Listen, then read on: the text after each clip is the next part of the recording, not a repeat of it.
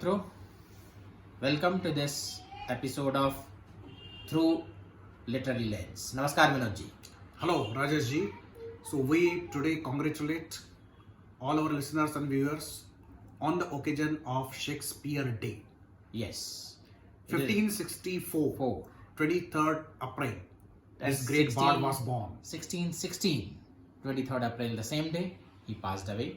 But he is with us through his plays, through his poems, through all of his literary works. Yes, and as a fitting tribute, Rajesh ji, Ji. we are going to discuss one of his four great tragedies, Tragedies. that is King Lear. King Lear. Yeah, it is one of his four tragedies which are worldwide famous and people still read them, enjoy them. They are prescribed in literature courses and as well as people also read them without any provocation, Vinodji, just for themselves. Yes, Yeah. that is the greatness of Shakespeare, that they continue to be evergreen. Even though they are tragedies, they are universal. they are universal. They are beyond time and place. They make us, what should I say? They make us happy being the tragedies? Or how do you explain, Vinodji? Why do we read Yeah, tragedy? and it is said that the tragedy has a pleasure to offer to the readers, but pleasure which is a peculiar pleasure. It enhances our understanding, it widens our wisdom, it gives insight into the working of human nature. Is it like when Coleridge said in Ancient Mariner, the sadder and wiser he rose the morrow more? Exactly. Once you read King Lear or any such great work, at the end of the reading, you become sadder but wiser. Wiser. The setting of this play You is get a depth, isn't exactly, it? You get a exactly. depth. You come a step closer to life. And definitely one more thing about the tragedies, particularly the Shakespearean tragedies, one of the critics has remarked, it is the sheer tremendous sense of waste which is the hallmark of our existence and which is brought out in the Shakespearean tragedies. How we will see through this also. Hamlet we have already discussed in the last episode. You must have listened to it, friends. And today we will talk about King Lear. The setting of the play is ancient, remote Britain. King Lear, when we meet him in the beginning of the play, he is 80-year-old frail king. And he's just abdicating, he's resigning, he's renouncing, so to say. He decides to divide his kingdom and resources among three daughters, eldest Goneril, second Regan, and the youngest Cordelia. And very surprisingly, he asks each Actually, he has drawn what portion of map will be given, what territory will be given to whom, one third. But still he chooses to ask them a question. he asks them to express the amount of love that each of the daughter feels. How for much do you love me? His father. How Now, much do you love me? This is a Simple. foolish thing, right? You cannot express the amount of love that you feel for a father or mother or anybody close relationship, right? Forget King Lear, friends. Simply it is our day-to-day occurrence. I love you. How much do you love? How much do you How love? much? I mean, How can you tell how much? This is something which is very atrocious. Is there any unit of measurement of love?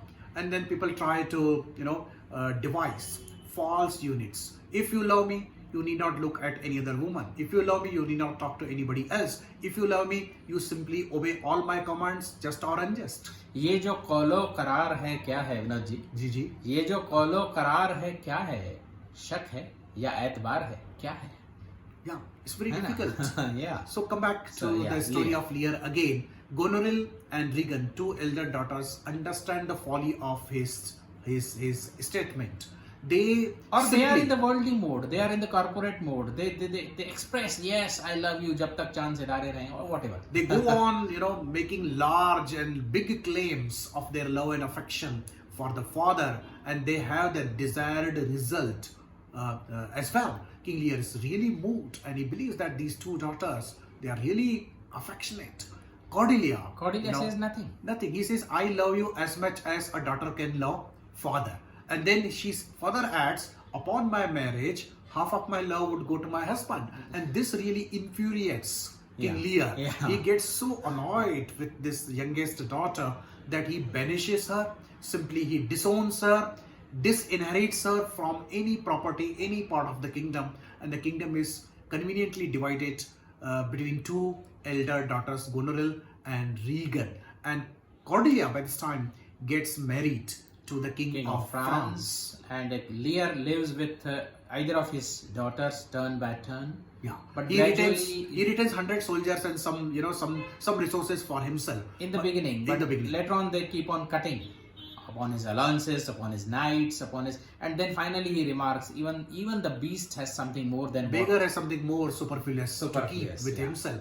And finally, these daughters are so cunning, so crafty, so cruel, so wicked, Yeah. that they drive this old and frail king out of their homes, right? Out of their homes into the storm. and that is a very crucial scene. Storm He breaks out. wanders from place to place, shivering in the cold and storm, right? And Fool, Kent, these two they courtiers accompany. are with him. And Bedlam beggar meets, actually he is Edgar, the son of Gloucester. Gloucester, one of the ministers in the Ministers king's of the year. court. And he is the good son, and his other son, Edmund, he is a scoundrel. He is actually illegitimate also, but he conspires against Edgar and he makes his father banish Edgar also. To understand the story in a simple terms, Yeah. Goneril, Regan, Yeah. Regan's husband, and this second son of Gloucester, They are Edmund, they form the group of evil characters who conspire against King Lear. yeah. On the other hand is Edgar, the eldest Edgar. son of Gloucester, Gloucester, Kent, Fool, Cordelia, and her husband, King and of Goneril's France. husband. And Goneril's husband. Yeah. Also. Finally, Lear suffers terribly, right? Terribly. He is out Yeah. with the elements of nature in the bitter cold, and then gradually his mind gets deranged. He becomes mad. This way the madness lies. Right. Because he not only suffers externally, but he suffers internally. Storm is symbolic. Externally it is there. His inner turmoil. It is the ingratitude and cruelty of one's own daughters As that well drives as him mad and crazy. As well as the realization that he banished his own third daughter, who was forthright, realistic in her assessment of love. Yes, and he becomes mad, and then he gets hallucinations as well. Yeah. In order to punish his daughters, he imagines that Mock trial. mock trial is Yeah. going on, right? Yeah. And he punishes these daughters. But of course, it is only the drama of in his mind, right? In the reality, right? In the reality, when Cordelia and her husband, the King of France, come to know of this agony of King Lear, they simply march towards Great Britain, and then there is a battle. This Regan, Goneril, Edmund, they take the forces of Great Britain, and there is a great battle. And by this time, Cordelia is arrested. Yeah. Cordelia is arrested, but she is able to meet King Lear before he finally dies. And both are united. Both are in the prison. They are united, and the orders are given to execute both of them. They are carried out vis-a-vis Cordelia, and before King Lear dies with Cordelia Cordelia's in his body, arms, right? Her dead body in her arms. Yeah. He has delusions that perhaps she may be alive. Look at her lips. Look like that. He says, both And of us. there is wonderful, speech. Yeah. Why does a rat, why does a Rat, horse oh. should live and not my It is sweet Cordelia? Really very pathetic, very moving speech at the end of the play. Yeah. And it basically summarizes the whole life of Lear, and it tragifies it, I would say. So this Vinodji has been really held to be by critics also, that it is neither poetic justice nor legal justice nor any kind of, why should it happen like that?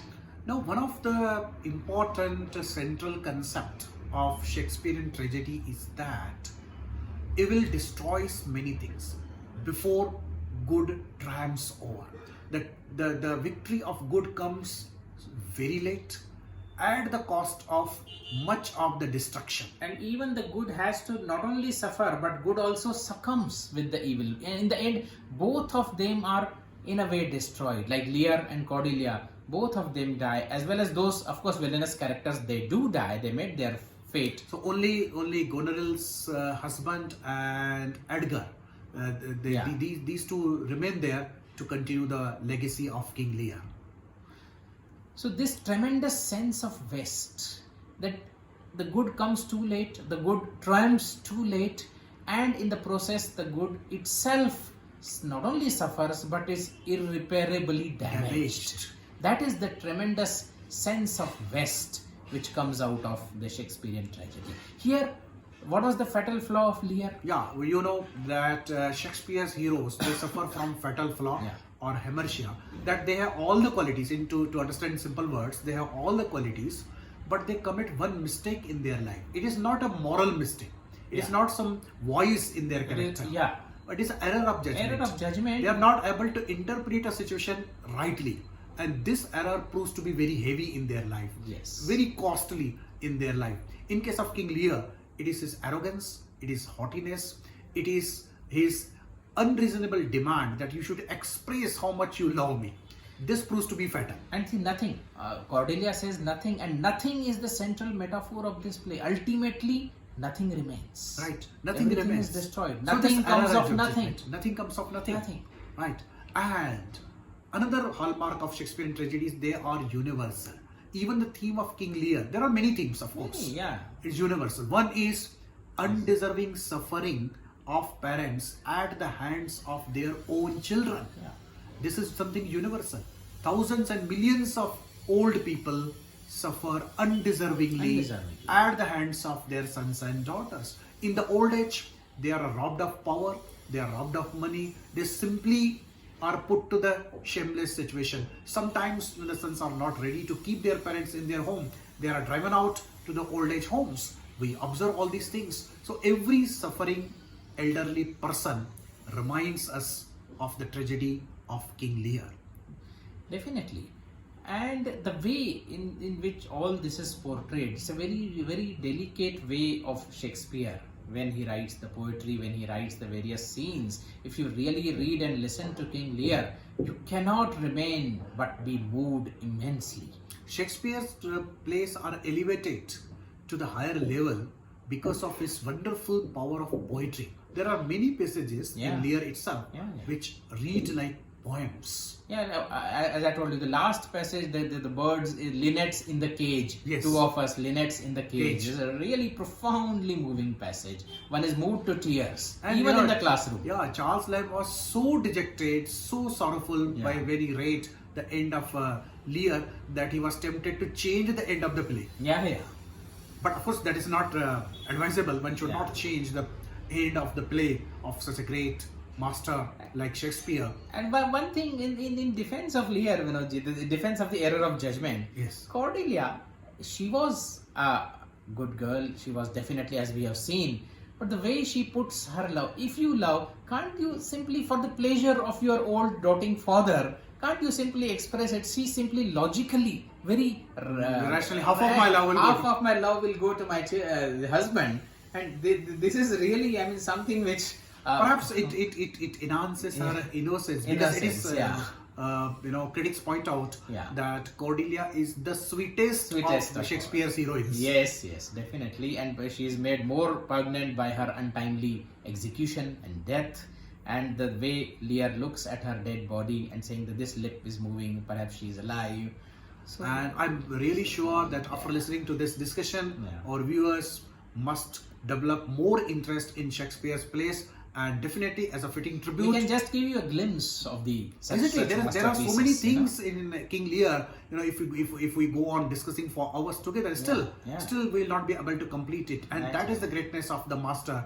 That is, they are always new, always fresh. Every time you read this tragedy, you will find something new that you are not noticed in your earlier reading. So go on reading Shakespeare and pay tribute to this great master. Take care. Bye-bye. Before we come back with some other interesting discussion. Thank you. Namaskar.